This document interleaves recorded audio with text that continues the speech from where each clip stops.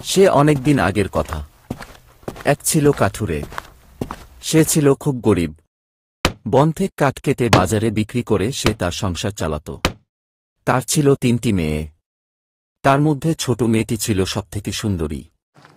একদিন কাঠুরে বনের মধ্যে গাছ কাটছিল। এমন সময় হঠাৎ এক বিশাল ভয়ানক ভাল্লুক তেড়ে এসে তার হাত মুচড়ে কুঠারটা কেড়ে নিল আর বলল, এটা আমার জঙ্গল। এখানে তোমাকে কাঠ কাটার অনুমতি কে দিল? তুমি আমার কাঠ চুরি করেছ। এবার তোমাকে নিজের প্রাণ দিয়ে দান দিতে হবে। ভাল্লুক মশাই, আমাকে ক্ষমা করুন। আমি তো শুধু একটু কাঠ কাটছিলাম। এগুলিকে বেচে আমার 3টে ছোট ছোট মেয়েকে খাইয়ে পরিয়ে রাখি। আপনি যদি আমাকে মেরে ফেলেন তাহলে তো ওরা না খেতে পেয়ে মারা যাবে। ভালুক খানিক ভাবল। তারপরে বলল, তোমার বাঁচার একটাই মাত্র উপায় আছে। তোমার যে কোনো একটি মেয়ের সাথে আমার বিয়ে দাও। কাঠুরে তো হতবাক। কি বলবে বা কি করবে ভেবেই পেল না। তারপরে যখন ভেবে দেখল যে সে মরে গেলে তার মেয়েগুলি আশ্রয়হীন হয়ে পড়বে, তখন সে ভাল্লুকের প্রস্তাব মেনে নিল।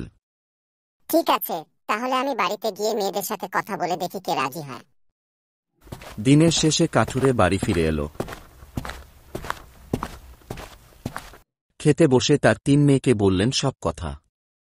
সব কথা শুনে কাঠুরের বড় মেয়ে বলল, বাবা, ভাল্লুককে বিয়ে করার থেকে মরে যাওয়া ভালো। তারপর মেজ মেয়ে বলল, আমারও আপুর মতো একই কথা। আমিও কোনোমতেই ওই ভাল্লুককে বিয়ে করতে পারবো না। পড়ল। তখন তার ছোট মেয়ে রমা বলল, তুমি কোনো চিন্তা করো না বাবা, আমি তোমাকে কিছুতেই মরতে দেব না। তোমাকে বাঁচানোর জন্য আমি বিয়ে করব ওই ভাল্লুককে। পরের দিন রমা আর তার বাবা জঙ্গলে গেল। সেখানে ভাল্লুক তাদের জন্য অপেক্ষা করেছিল। সুন্দরী রমাকে দেখে তার বেশ পছন্দ হল। রমা ভাল্লুককে কিছু শর্ত দিল। সে বলল, আমার মা আমাকে বলেছিলেন সব সময় সৃষ্টিকর্তার নির্দেশ মেনে চলতে। তাই আমি যদি আপনাকে বিয়ে করি তাহলে পুরোহিতের সামনেই বিয়ে করব। ভাল্লুক রমার কথায় রাজি হল। সে বলল, আমি তো জঙ্গল থেকে বের হতে পারবো না, তাহলে পুরোহিতকেই এখানে আনার ব্যবস্থা করুন। কাঠুরে পরিমরি করে ছুটল পুরোহিতের খোঁজে। অনেক খুঁজে একজন পুরোহিতকে নিয়েও এল।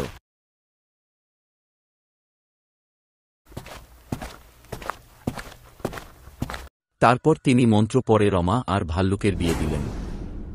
খাবো দাবো, ঝগড়া লাগবো, 2 দিন ছাড়াই বাপের ঘর যাবই। নমো নমো নমো। স্বামীর কানে ফুসফুসানি দিয়ে অষ্টমঙ্গলার পরেই ভিনু হব। নমো নমো নমো। আধর কাপড়, টাকা পয়সা বাপের ঘরে পাচার করবই। নমো নমো নমো।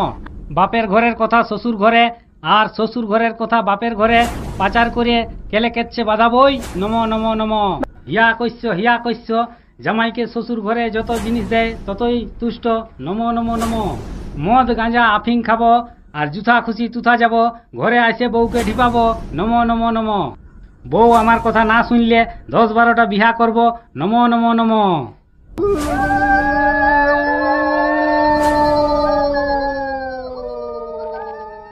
বিয়ের পরে ভাল্লুক রমাকে নিয়ে জঙ্গলের গভীরে নিজের গুহার দিকে রওনা দিল।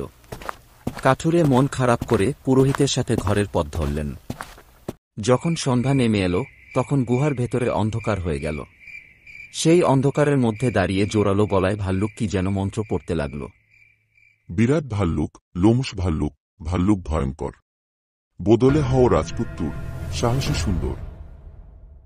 মন্ত্র পড়ার সাথে সাথে ভাল্লুক বদলে হয়ে গেল এক সুন্দর রাজপুত্র। সে রমাকে বলল, আমি এক অভিশপ্ত রাজকুমার। এক ডাইনির অভিশাপে আমি একদিন ভাল্লুক হয়ে যাই, আর রাতে আবার মানুষ হয়ে যাই।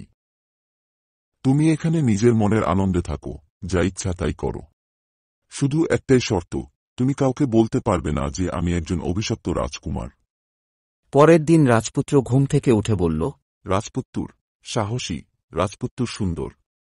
বদলে হও বিরাট ভাল্লুক, লোমশ ভাল্লুক, ভাল্লুক ভয়ঙ্কর। মন্ত্র বলার সাথে সাথে মুহূর্তের মধ্যে রাজপুত্র বদলে আবার ভাল্লুক হয়ে গেল। বেশি কিছুদিন কেটে গেল।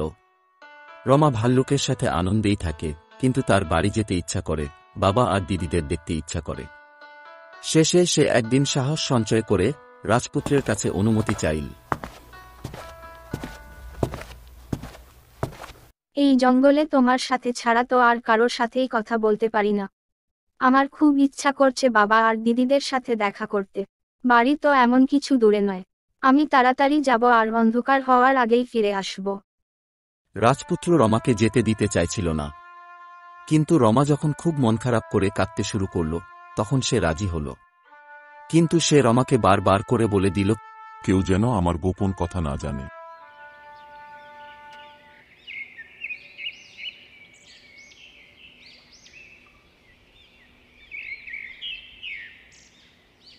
পরের দিন রমা ভোর ভোর ঘুম থেকে উঠল। সে রাজপুত্রের দেওয়া ভালো জামাকাপড় পরে সুন্দর করে সেজে নিল। বাড়ি গিয়ে বাবা আর দিদিদের সাথে দেখা হতেই তাদের তো আনন্দের আর শেষ নেই। কিন্তু কিছুক্ষণ পরে তার ভালো জামা আর সুন্দর গয়না দেখে তার দিদিদের খুব হিংসা হল। তারা তখন ছোট বোনকে দুঃখ দেওয়ার জন্য বলতে থাকল, যতই ভালো জামা কাপড় পরিস না কেন, একটা কথা সব সময় মনে রাখিস, তোর জামাই একটা ভাল্লুক। গ্রামের মানুষের সামনে মুখ দেখাবি কি করে? এখন তো তোর জন্য আমাদেরই বাড়ি থেকে বেরোনো দায় হয়ে পড়েছে। ছি ছি ছি ছি ছি, শেষ পর্যন্ত একটা ভাল্লুক। এছাড়াও ভাল্লুকের সম্পর্কে আরও খারাপ খারাপ কথা বলতে থাকল। দিদিদের মুখে নিজের স্বামী ভাল্লুকের সম্পর্কে মন্দ কথা অনেকবার শুনতে শুনতে রমার এক সময় খুব রাগ হল। রাগের মাথায় সে ভাল্লুকের জীবনের গোপন অভিশাপের কথা দিদিদের কাছে বলে দিল।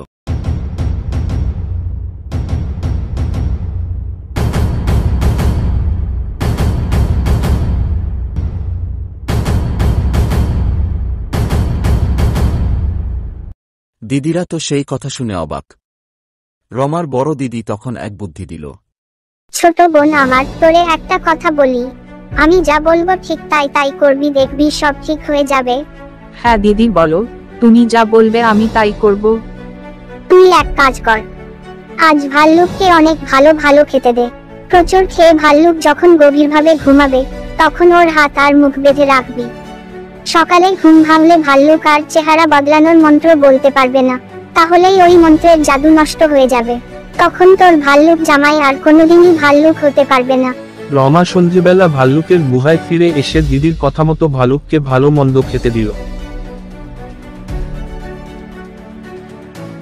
পরের দিন সকাল বেলা ঘুম ভেঙে উঠে রাজকুমার তো অবাক, কে তার হাত মুখ বাঁধল। এখানে তো রমা ছাড়া আর কেউ নেই। রাজকুমারের আর কিছু বুঝতে বাকি থাকল না। তখন রাজপুত্র রমাকে করুণ স্বরে বলল, তুমি তোমার শপথ ভেঙে ফেলেছ রমা, এখন তোমাকে এর ফল ভোগ করতেই হবে। এই অভিশাপ থেকে আমি মুক্ত হতে পারতাম যদি তোমার সাথে 1 বছর 1 দিন থাকতে পারতাম, কিন্তু তুমি তো সেটা হতে দিলে না। আমি এখন চলে যাচ্ছি, তোমাকে এবার আমাকে খুঁজে নিতে হবে, আর তার জন্য তোমাকে আগে খুঁজে বের করতে হবে বিশ্বাসের প্রাসাদ। এই বলেই রাজপুত্র অদৃশ্য হয়ে গেল। রমা একা একা বসে অনেকক্ষণ কাঁদল। তারপরে সে ঠিক করল, আমার স্বামীর আজকের দিনের জন্য আমি দায়ী। তাই যত কষ্টই হোক এখনই খুঁজে বের করব আমার স্বামীকে। নিজের সামান্য কিছু জিনিস একটা পুটুলিতে বেঁধে রমা বিশ্বাসের প্রাসাদের উদ্দেশ্যে যাত্রা করল। মাঠ ঘাট বন জঙ্গল পেরিয়ে অনেক অনেক দূর হেঁটে চলল সে। একসময় রমা গিয়ে পৌঁছালো এক গভীর জঙ্গলের মধ্যে। সেখানে তার দেখা হলো এক বুড়ো জাদুকরের সাথে। বুড়ো তাকে জিজ্ঞাসা করল, কে তুমি মা? এই গভীর জঙ্গলে কি করছো? আমি বিশ্বাসের প্রাসাদ খুঁজছি, আপনি কি জানেন সেটা কোন দিকে? বেচারি রমা কেঁদে কেঁদে বুড়িকে তার দুঃখের কথা সব জানালো। তার করুণ কাহিনী শুনে তো বুড়িও দুঃখিত হয়ে পড়ল আর বলল, কোনো চিন্তা করো না, আমি নিজে তোমাকে সেখানে নিয়ে যাব। এরপর পিঠে চেপে বসল রমা। তারপর রমাকে পিঠে বসিয়ে বুড়ির জাদু দরুন পৌঁছে গেল এক বিরাট প্রাসাদের সামনে। এই হলো সেই বিশ্বাসের প্রাসাদ। দেখে শুনে মনে হচ্ছে ভেতরে কোনো বড় উৎসব হচ্ছে। আমাকে এবার যেতে হবে বাছা, আর আমি তোমাকে কিছু জাদুশক্তি তোমার ভিতরে প্রবেশ করিয়ে দিয়ে যাচ্ছি। যদি কখনো এটা প্রয়োগ করতে দরকার হয় তাহলে আমার কথা স্মরণ করে তুমি বিপদের মোকাবেলা করতে থাকবে, দেখবে সফল হবে। এই বলে জাদুকর বুড়ি সেখান থেকে চলে গেল। তারপর প্রসাদের সামনে যেতেই প্রহরী এসে বলল, আপনাকে কি সাহায্য করতে পারি? আমি রাজপুত্রের সাথে দেখা করতে চাই।